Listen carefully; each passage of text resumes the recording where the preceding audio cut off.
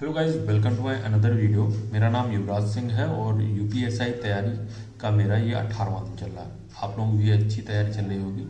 तो आज की मैंने टू डू लिस्ट बनाई है, तो वो आप लोगों को दिखाते हैं क्या टू डू लिस्ट में आज है। आज यूपीएसआई डे 18 चल रहा है। इसमें सबसे पहले मैथ करेंगे। मैथ में LCM HCF Rahul Tewatia sir से करेंगे।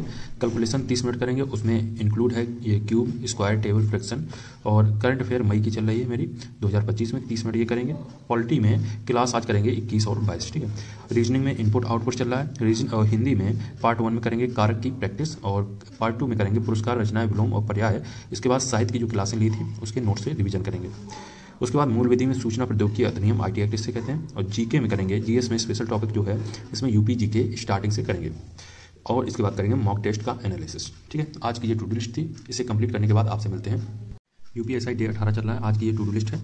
इतना मेरा सब टू डू लिस्ट कंप्लीट हो चुका है। मैथ, एलसीएम, एचसीएफ की क्लास हो चुकी है। कैलकुलेशन 30 मिनट किया था। क्यूब, स्क्वायर, टेबल और फ्रैक्शन इसी में किया था। करंट अफेयर मई 2025 की कर रहा हूँ। और ये हुई पॉलिटी की 21वीं और 22वीं क्लास ली है।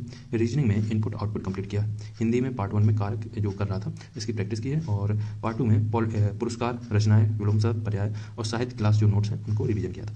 मूल विधि में सूचना प्रौद्योगिकी अधिनियम ये किया है। जीएस स्पेशल है, यूपी जीके कर रहा हूँ अभी। और मॉक टेस्ट का एनालिसिस किया था। ये थी आज की टू डू लिस्ट, कंप्लीट हो चुकी है।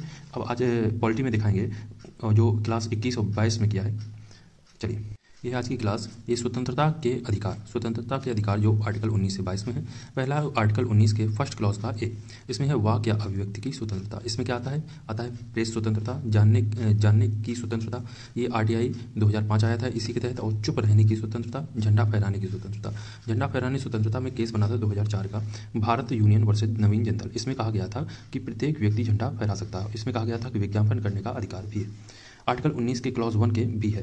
ये सभा या सम्मेलन शांतिपूर्वक ढंग से एकीकृत होने का अधिकार है। और आर्टिकल 19 का 1 का सी है संघ या पार्टी बनाने का अधिकार। 1 का डी है, ये हो जाएगा भारत में कहीं भी घूमने का अधिकार। 19 के 1 का सी है भारत में कहीं भी बसने का अधिकार। आर्टिकल 19 के 1 का एफ ही संपत्ति का अधिकार था।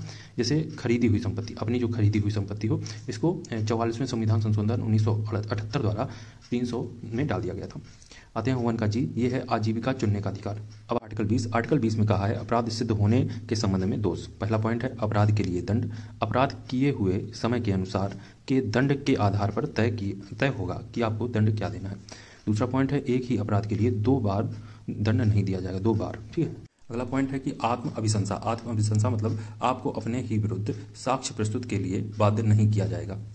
आर्टिकल 21 में कहा है कि प्राण व दैहिक स्वतंत्रता। पहला पॉइंट है निजता का अधिकार। दूसरा पॉइंट है गरीब वर्ग के लोगों को निःशुल्क भोजन। तीसरा पॉइंट है, इसके लिए केस बना था PUCN versus union of India, ठीक है, 2000 बना था। विदेश जाने का अधिकार, इसमें केस बना था 1978 में मेनका गांधी वर्सेस UOI मतलब यूनियन ऑफ इंडिया। चिकित्सा पाने का अधिकार, इसमें केस बना था 1989 में परमानंद कटारा मामला, ठीक है। अब इसके बाद आता है आर्टिकल 21 का ए। ये 86वें संविधान संशोधन 2000 द्वारा जोड़ा गया था।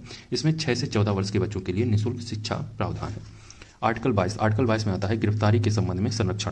पहला पॉइंट है जब गिरफ्तार हो जाओगे तो उसमें कारण जानने का अधिकार। दूसरा पॉइंट है अपनी पसंद की न्यायिक या विधि सहायता या वकील करने का अधिकार। और तीसरा अगला पॉइंट है गिरफ्तारी के 24 घंटे में मजिस्ट्रेट के समक्ष पेश होना होगा।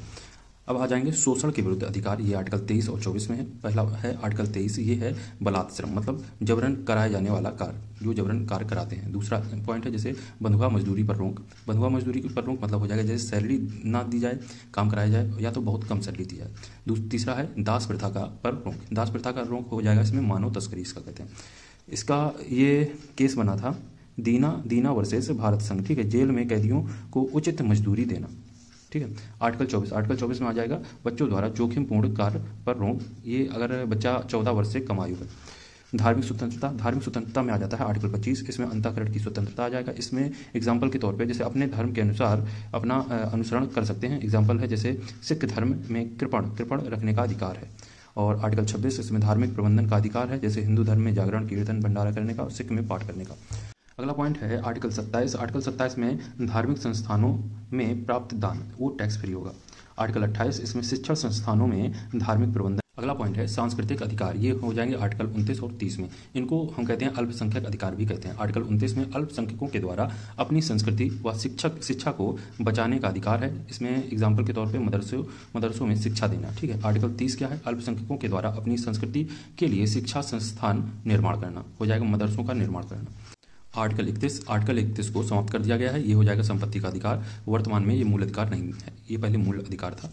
44वें संविधान संशोधन 1978 द्वारा ये विधिक अधिकार बना दिया गया। अब विधिक अधिकार क्या होता है? वे अधिकार जो आप न्यायालय की दृष्टि में कानूनी तौर पर रख पाएं। ठीक है। आर्टिकल 32 आ जाता है। आर्टिकल 32 को संवैधानिक उपचारों का अधिकार कहते हैं। जब किसी व्यक्ति के मौलिक अधिकारों में कमी की जाती है तब आर्टिकल 32 के द्वारा रिट जारी करके उसे मूल अधिकारों को बहाल किया जाता है, उसके मूल अधिकारों को बहाल किया जाता है। अब इसी को डॉक्टर भीमराव अम्बेडकर ने संविधान की आत्मा कहा है। अब देखेंगे कि रिट कितने प्रकार की होती है। अगला पॉइंट है रिट। रिट है क्या? यह न्यायिक दस्तावेज है जो मौलिक अधिकार का रक्षण के लिए बना है। इसको जैसे मौलिक अधिकार का हनन हो रहा है तो सुप्रीम कोर्ट में डायरेक्ट आर्टिकल 32 के तहत जा सकते हैं, हाई कोर्ट में आर्टिकल 226 के तहत जा सकते हैं। टाइप ऑफ रिट, मतलब रिट के प्रकार हैं 5। बंदी प्रत्यक्षीकरण, हो जाएगा अधिकार परीक्षा, उत्प्रेषण और परमादेश प्रतिषेध, ये 5 प्रकार के हैं। आज की पॉलिटी में इतना ही था। मिलते हैं नेक्स्ट वीडियो में।